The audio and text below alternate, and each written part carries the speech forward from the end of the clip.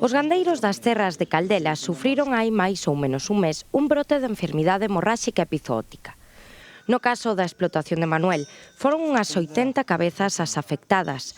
Non morreu ningunha delas, pero non sabe se a partir de agora estes animais seguirán sendo rendibles.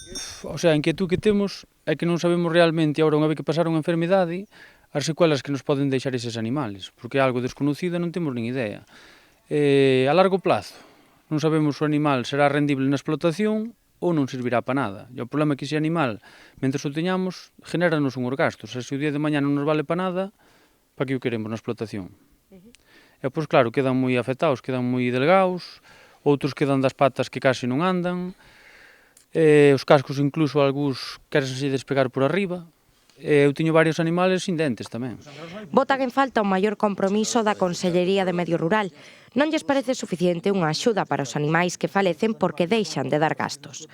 Esas axudas estarían sobre os 300 euros por vaca, cando de media estes animais custan 2.000 euros. Outro problema que temos tamén, se realmente nos van dar a axuda, que animales van ter en conta para cobrar esa axuda, e como vai ser eso, porque hai moitos animales, podo dicir 80 ou 90% dos animales afectados están sin sangrar, non están diagnosticados ca enfermedade. Entón, como vamos justificar nós que eses animales realmente estiveron enfermos? Por a falta de veterinarios neses momentos, só algúns dos animais se lles fixo unha proba de sangue para ver se estaban enfermos ou non. No caso deste gandeiro, foron 4 dos 80 que tiñan os mesmos síntomas. Os alcaldes da zona están preocupados pola economía local. Estamos totalmente abandonados.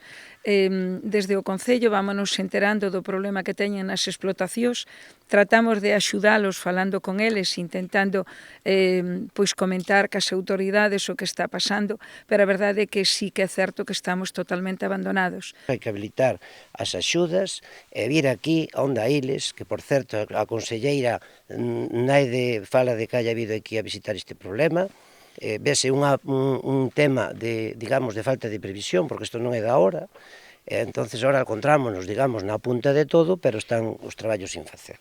Que se teñan en conta os problemas dos nosos ganaderos, tanto a nivel de vacas mortas como a nivel de secuelas, que se mire a medio plazo e que se trate de dar solución pois o antes posible.